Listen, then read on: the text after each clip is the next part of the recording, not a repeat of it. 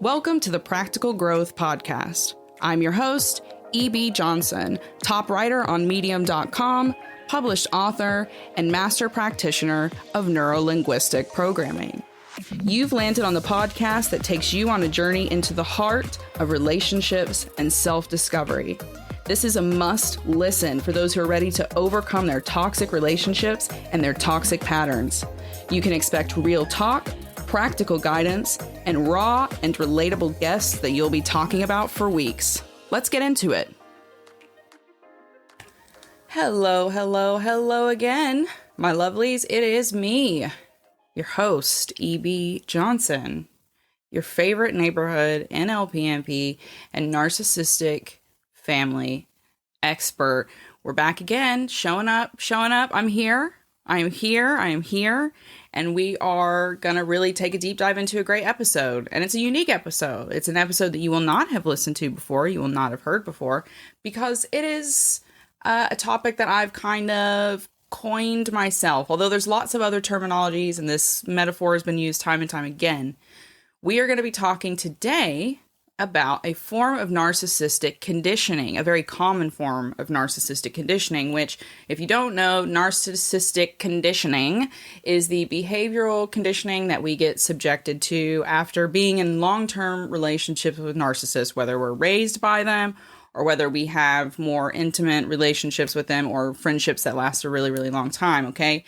Their manipulations, their reactions, their behaviors over time create behavioral patterns in ourselves, behavioral reactions and responses in ourselves, which can actually be extremely toxic to us, extremely damaging. It's a huge part of why even when we find the power to escape those relationships, we end up getting stuck in cycles where we're still unhappy and we still don't know what to do with ourselves. That's why today we're going to be breaking down the Prometheus Cycle, or Prometheus Syndrome, as you may have heard me call it if you follow me on TikTok or if you're one of my readers on Medium.com. That's right. We're going to talk about the Prometheus Cycle and how you get stuck in this pattern of denying yourself because of the narcissistic abuse that you have survived. Before we get started today, though, you already know, I'm going to have to remind you, because here we are. It's August, folks. It is August 2nd at the time that this will be published.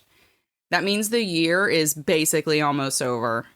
Autumn is just around the corner, and when you get there, it might as well be Christmas, right?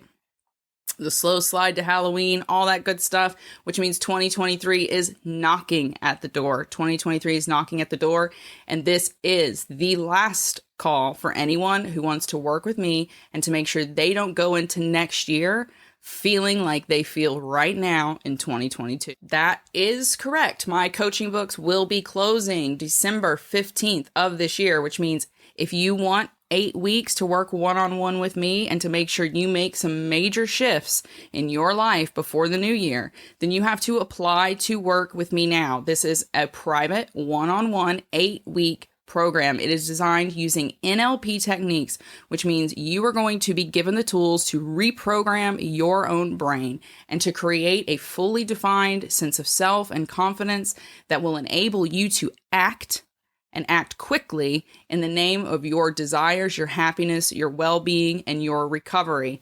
But these spots will sell out. I don't work with everybody, guys. This is not some big money scam. That's not what's happening here, right? I only take 6 people, and this is going to be your last chance. My current program, completely sold out, right? And there's people on the waiting list ready to go. So if you want to work with me, if you're ready to ditch the anxiety, if you're ready to ditch the fear, if you're ready to stop making choices for everyone else and to start making choices for yourself, if you're ready to break the shackles of your narcissistic conditioning, that narcissistic abuse, that narcissistic family, then you have to apply to work with me now. Head over to therealebjohnson.com and click on working with me, and you'll find the application there. Very straightforward process. But again, you're running out of time. The year is almost over and my books are almost closed. So make sure you apply today if you want to get coached by me one-on-one in a one-of-a-kind NLP narcissistic abuse recovery program. Right.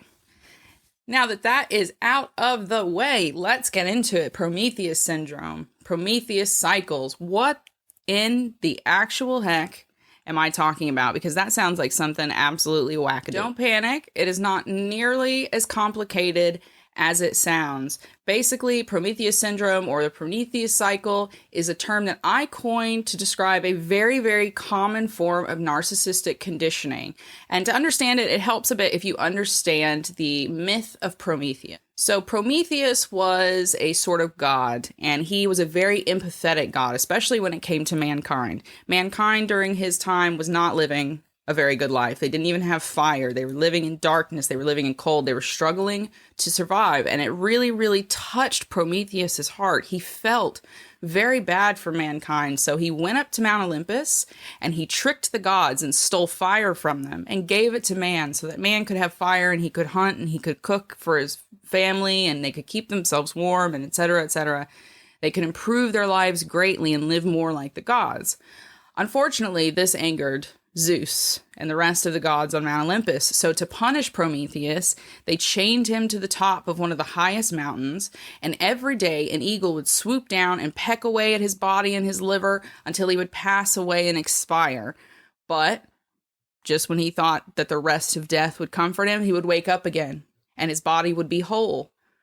And just as he was feeling a sense of relief, or even sometimes confusion, he would look around and the eagle would begin to swoop down again and would begin to peck away at him again and again and again and eat at his body until Prometheus would again die and the cycle would start all over again. This is very, very similar to the pattern of self-denial that so many of us get trapped in when we get out on the other side of narcissistic abuse. And that doesn't matter if it's like narcissistic family abuse or if it is narcissistic partner abuse. It all starts with those one-sided demands of the narcissistic person who's calling the shots, who's in charge. And then it ends with you as an individual who has no idea who they are or how to fill themselves up from the inside out.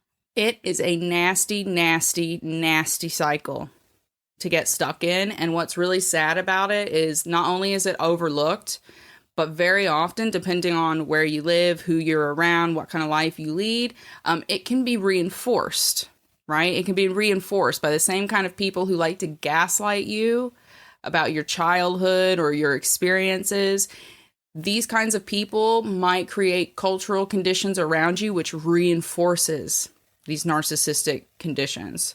So to break the cycle, you really have to learn how to shift your perspective in a number of ways. You have to learn how to see the bigger picture and to also truly understand yourself, your desires, intentions, and then also those intentions of the people around you. You have to see how little space you're actually allowing yourself to take up in the entire world. And to do that, you really got to like step back and see the entire kind of Promethean cycle, this syndrome, for what it really is. This Prometheus cycle, now it's created in a very, very interesting pattern because like all things narcissists do, really like all things any of us do, because our brains are computers, we do things in patterns, right? And the ultimate outcome of this pattern is that you learn to just give and give and give and give and give of yourself until you just break with exhaustion. You absolutely break. Maybe it's a big emotional explosion, or maybe you self-sabotage yourself in some horrible way. Whatever it is, when you have this Prometheus syndrome, you learn to self-sacrifice, take up as little space as possible, and to give until you have nothing left to give. And the way this is created is in 3 steps. Through the first step, you have idealization, right? That's how all narcissistic relationships, bonds, manipulations start, whether that is in childhood, right? In the earliest days when your parents start to idealize you as their little doll or their little toy soldier that's going to grow up to play football or be a pageant queen or whatever it is. There's this period of idealization. And that is when you and the narcissist are seeing each other as exactly what you want to see. You're bonding, everything's great, everything's perfect. You're so interested in one another. There's been no disappointments of expectations at this stage. Things happen hot and heavy if it's a relationship, and you'll hear yourself saying, I just have never met someone like this. They're just like me. They're so perfect. We love all the same things. I can't believe I found them. This idealization stage is the first step, and that is when we form these first really hard and fast attachments, and we let down our walls, and we really start to invest in this relationship with the narcissistic person. Once we are there, however, it moves on to the second stage, and that is destruction. So if we're talking about the family, during this stage, this is when the narcissist who is in power or who is in control has to start breaking you down. Maybe you've started to ask questions, or you've started to interfere in some way, or you've started to demand some accountability in the relationship that you have with them. Maybe they're a parent and you call out something they're doing wrong. That is when a narcissist is going to have to enter into this destruction phase where they break you down and reinforce your place of inferiority beneath them. And they're able to do this. They're really able to do this. Break down your self-esteem, break down your sense of self, make you feel like you were less than them because you glorified them in that idealization stage, right? So if it's family, that idealization stage is that, oh, this is my mother, this is my father. They are better, bigger, more important than everyone else around me. So you're already going into this relationship with them as you grow up with the mindset that you are beneath them. And it's the same in a romantic relationship. Oh, this person is so incredible. They're so amazing. I can't believe they love me. Again, you're going into this relationship with the mindset that you're beneath them. So when the narcissist then moves into that second stage, destruction, they can start to peck at your insecurities. They can say, yeah, look, you are beneath me because look at you. You've done this mistake. You've done that mistake. You didn't give me what I wanted, so you are beneath me. And you believe that. You take it on. You say, oh, you're right, this is my fault.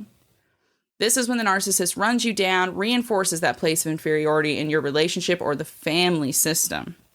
And then that is when the stage is set for Prometheus cycles, the Prometheus syndrome, to be perpetuated. And here's how. Now that you're attached to the narcissist and they have destroyed or pecked away at your sense of self-esteem or your sense of self-concept, they now move into the third stage that sets the tone for the Prometheus syndrome. That's total denial. Okay? They make you start chasing their love. They've made you believe that you're less than them. So through negative reinforcement, they teach you now to stop making room for yourself. When you go and do something you want, maybe you take a class for yourself, or you go to hang out with friends, or maybe you want to take a trip by yourself, they hit the roof, right? You get punished. When it comes to the family, maybe you start dressing differently, believing differently, wanting to choose a different career or a different school for yourself, you get punished. This is the negative reinforcement. So little by little, you learn, well, if I choose to do a class for myself, I'm going to get punished. So it's bad. If I do this thing for myself, I'm going to get punished. That's bad. But I don't get punished when I chase after the kids and give to the kids. I don't get punished when I chase after my husband, my partner, my parents, and give. I don't get punished when I do what they want. When I deny myself and do what they want, this is where we learn to deny ourselves. This total denial of self. You are disallowed from doing the things you want to do. You're disallowed from building the relationships that you value. You are not allowed to do anything that would take you away from the narcissist or their power. So there's elements of isolation to this. It becomes a condition of your existence with them. And if you've been with a narcissist, you totally understand this.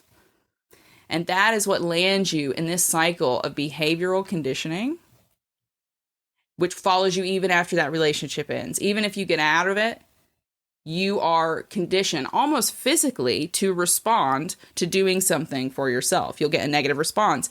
You go to take that yoga class for yourself after breaking it off with the narcissist, and you will still feel anxiety. You'll feel rushed. Why am I doing this for myself? I can't believe I'm wasting this time. These are all forms of self-denial that you've been conditioned to do. Your heart rate will go up. You might start sweating. You might feel knots in your stomach because you're expecting the narcissist to pop up and yell at you for doing something for yourself. This is where that Promethean syndrome happens. You have now been conditioned to give until there is nothing left. Nothing left. You are exhausted. You are empty. You are hollow. There's nothing left. And then what happens? Well, you better wake up the next day and start it again, sweetie. You do it in the next relationship. You do it with the same partner. You do it with your family. The cycle starts over again. Somehow, you find the strength to just keep dying for them. Now, I know that some of you are probably sitting there. Every time I explain this to my clients, I swear to goodness, like, jaws drop. Jaws absolutely drop. And they go, holy crap, I have been conditioned to do that, to think of everyone else but myself. And it's part of a narcissistic pattern. And that's exactly how it works. And that's how it happens. And that is how subtle the slide is, how manipulative these narcissistic individuals can be. So, are you living within this kind of a cycle? Do you have Prometheus syndrome? Do you go into every relationship with this Prometheus syndrome and just automatically set yourself up for sabotage, for them to take advantage of you? Well, let's talk about some of the signs, because it's not just as easy as like giving everything to your parents or giving everything to your husband, okay? It's a little bit more complex. So let's work through some of these signs that you may be living or carrying Prometheus syndrome into your life and relationships. Number one is the most obvious. You have no idea who you are or what you want. No idea who you are or what you want. When someone asks you that question, the first thing you think of is, well, my kids, or, well, my partner, well, my husband, well, my wife. If those are the first things that you think of on the top of your head, then you are not thinking of yourself, which is totally okay to do. You can hold space for yourself and not take any space away from your children, from your family, from your loved ones, from your parents, from your partners, whoever it is. You have enough emotional bandwidth, mental bandwidth for all of that. But a narcissist doesn't want anyone else to have any space in your life, so they've tricked you into thinking that you can't hold any space for yourself. Number two, you have no self-esteem. Your self-esteem has just been totally obliterated, okay? You feel horrible about yourself. You're super insecure. You think everything you think, do, say, want is just crap. And that's especially true when it comes to the things that you want.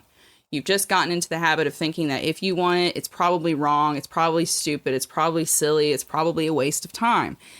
This could be a sign that you also are dealing with this Prometheus syndrome. Now, this third sign, I want you to just take a second here, and I want you to take a step back, and I want you to imagine that there is a series of buckets. Let's say like recycling buckets in front of you. There's one that is you. There's one that's your family, there's one that's your work, and there's one that's your friends, or maybe it's your relationship. You can figure out which one of those things. Now, I want you to imagine filling each one of those up with bottles according to how much you put into it, how much time you spend, how many things you do for that person or for that group of people, how much energy you spend thinking about them, worrying about them, planning for them, organizing for them, whatever it is. Imagine that those bins are filling up, filling up, filling up. Now take a step back and look at your bin. Is your bin as full as everyone else's bin? Are there as many bottles in your bin as in the bin of your husband or your wife? Are there as many bottles in your bin as the bins of your children? What about the work bin? Is there a balance between the number of bottles in the work bin and your bin, your personal bin? Probably not if you are in this Prometheus cycle, you have this Prometheus syndrome. Because what happens is, the third sign, you spend all your time doing and being for everyone but yourself. You give. You have this big heart, you feel bad, you want them to have it all, and then you have nothing left for yourself. Number 4. Now this comes down to your beliefs. So this is going to be true or false.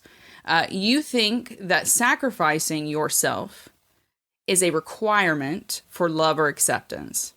So you think that in order to be a good wife, you have to completely deny yourself, give it all up, stay at home, do everything he says, everything he wants, and never ever do anything that you want to do, especially if he says no. Or maybe you think the same thing about your kids. Having kids means that's it. You can't ever do anything for yourself ever again, and you must always do for them and never for yourself. You might think that way about your parents, your career, any number of things. Do you believe that in order for you to be successful in any relationship in your life, you have to completely sacrifice yourself and your needs and your desires wholly at every turn? Well, then you probably have Prometheus syndrome, because it's just untrue. There is no relationship that exists in which you should always deny yourself completely, okay? Not even parenthood. Sure, you have to make some sacrifices for your children, but you also have to make sure you're filling yourself up from the inside out so that you can show up and be the most present, active, positive parent you can be in their lives, right? There has to be a balance. But that doesn't exist when you're narcissistically conditioned. You don't learn how to balance. You don't learn how to make room for yourself. You only learn how to sacrifice for others. Now, number 5 here, the 5th sign you might be living with Prometheus syndrome. It's all about looking at your patterns. Look at your partners, past and present. Look at your family. Look at your friends. Look at your work. Do these people in your life take more from you than they give? Do they take more from you than they give? Do you give them more time and energy and effort than they give you? Do you feel completely drained when you interact with these people or these things with absolutely no positive benefit on the other side? Again, every relationship has to have balance, has to have give and take. If you keep choosing people who only take from you and then toss you to the side when you're done, Prometheus syndrome. Prometheus syndrome, my love. And lastly, I want you to look at your career. This is for my career honeys who are, really grinding away in that world. Is your entire career based around groveling and self-sacrifice? It doesn't always just come down to romantic relationships and what's going on in our families. Some of us play out our conditioning through the career choices that we invest in and the abuses that we allow ourselves to take on in those spaces. So look at your work patterns. Look at your work patterns. Do you put in a lot more than you get back? Is it ruining your life, yet you keep selling yourself for more and more and more and more, becoming emptier every day? Well, that may be all good and dandy, but I know that you're sitting there now going, okay, fine. How do we stop doing this? How do we stop selling ourselves, and not getting the same thing back in return? How do we deal with that? How do we function like normal people without getting in these one-sided situations? I don't leave you hanging. So here it is. Here are my 3 steps for kickstarting your place out of this cycle, right? This is how you're going to slingshot yourself out of this toxic gravitational wasteland. First, you need to focus on rebuilding your self-esteem. You need to love yourself so much that you're willing to tell anyone who violates your boundaries to F off.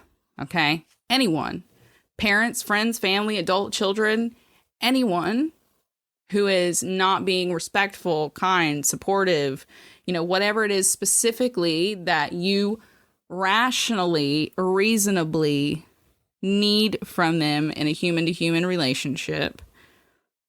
You need to have enough self-love and self-respect to go, you are not respecting me, and I don't keep people around. I don't invest my time and energy into people that don't invest time and energy into me, period. Put a dot on it. So you need to build your self-esteem, and the fast way to do that is to start by doing things you're good at, doing things you love, things that you're passionate about, by getting out in the world, meeting new people. It's engaging with life in the most positive way you can is one of the best ways to increase your self-esteem. And then there's all the little ways. Start talking to yourself positively. Shut down your inner critic. Learn to lean into your emotions instead of denying them. All of these things will help you build confidence and self-esteem in who you are and what you want from everything in your life. Number 2, learn how to spot the balance in your life. Learn how to regularly stop, check in, and take a balance inventory on what's going on around you and in your relationships. That means you constantly, regularly need to stop and say, right, what am I giving here? What am I getting? What do I, again, reasonably, rationally need? I'm not talking about like, they better give me a Gucci bag every 6 weeks. We're talking about like, is this person communicating with me the way I need to be communicated with? Do they make me feel good reasonably? Do they, support me growing and becoming a better person? You have to constantly assess these relationships and look at the patterns. Look at the patterns. Who's showing up? When are they showing up? What are they doing? Who's doing what? And the same goes for your work and any other aspect of your life. Is it balanced? Are you making space for yourself, or are you being pushed into smaller and smaller corners? And last but not least, you need to build your knowledge and ask for help, right? That's step 3. Build your knowledge and ask for help.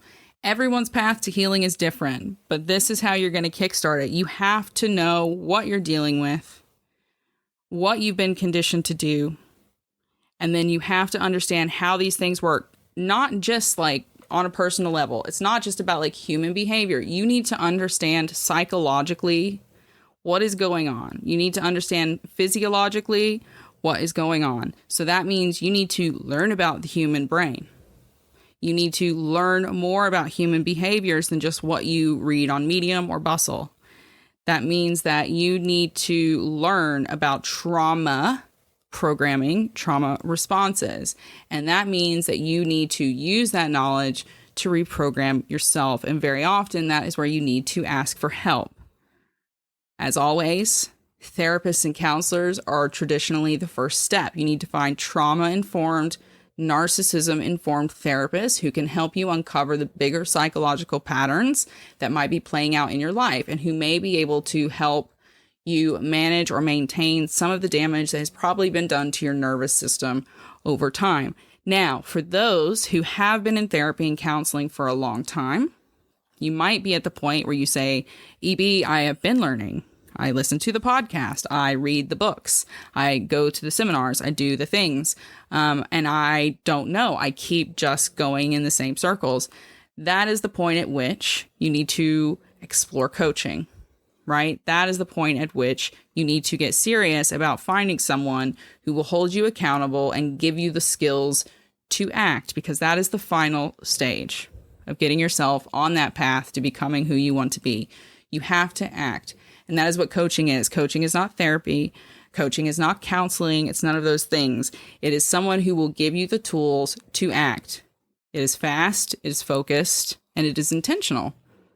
And that is why I always encourage my listeners, my readers, my followers you don't even have to, it's not about getting coached by me.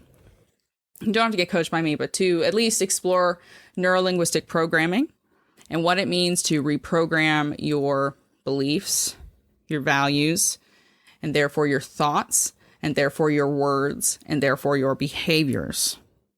Your brain is very much like a computer, and it builds programs based on the experiences that it's had, the things that it's been told. But for you to reprogram it yourself, you need to have the knowledge to access those databases and implant new behaviors and beliefs for yourself. And that means asking for help. Ask for help. Know that you're not alone, that so many of us have been through this, and that there is a way out of the hole that you may be in. And that's how we do it. That's how we start breaking these Promethean cycles and start living by ourselves for ourselves. And that is a powerful thing. That is a magical, magical thing. What do you think? What do you think? Have you been creating these patterns of self-denial in your life? Have you been giving until you absolutely break and explode and detonate? Make everything worse than it had to be, only to wake up and realize you're in the same nightmare again? Yeah, we've all done it. We've all done it. I still catch myself doing it, especially in my friendships. That's my big weak point, right? It wasn't so much in the romantic relationships because I was always on the lookout for that, thanks to the relationships I had with men around me growing up. But when it comes to female friends, that's it. That's where they get me. That's where I tend to fall into this Prometheus syndrome, where I will just give emotionally and give, and never, ever, ever take up room for myself. And that is what we have to stop doing, because we deserve to have people who are just as present for us as we are present for them, who give us back emotionally, compassionately, empathetically, everything we give to them. And that is what healthy relationships are all about. Yeah. I hope you got something from this episode. I hope it was at least inspirational or motivational, or, I bet it really turned a light on for some of you. And you're realizing, holy crap, I've been selling myself short. I hope some of you have woken up to that, and I hope that today is the day that you decide to stop it. That you decide to start doing things for yourself, to start figuring out who you are, what you want your life to feel like. What you want your life to feel like. I hope it has inspired some of you to take that first step. And if not, that's okay. You will get there one day. As always, thank you so much for listening. If you want to get a free ebook, don't forget you can head over to Apple Podcasts and leave a 5-star review of this episode. Take a screenshot, send me a quick email, or send it to me on Instagram, and I'll send you a free ebook. It is dead simple. Thank you, thank you, thank you. Until next week, keep your heads up, keep your eyes on the stars, and keep moving forward. Bye-bye.